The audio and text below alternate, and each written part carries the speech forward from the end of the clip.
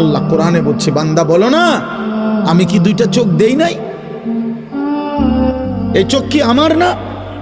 তো আজকের সারা রাত বেহায়া নারী দেখলা, আমার কোরআন কখনোই দেখলাম না। চোখ কি আমার না? দুইটা চোখ কি আমি দেই নাই বান্দা? এই জন্য কোরআনুল কারীমের মধ্যে আল্লাহ বলছে, বান্দা সাবধান থেকো। ওয়াশাহিদা আলাইহিম সামউহুম ওয়া আবসারুহুম ওয়া জুলুদুহুম বিমা কানু ইয়ামালুন।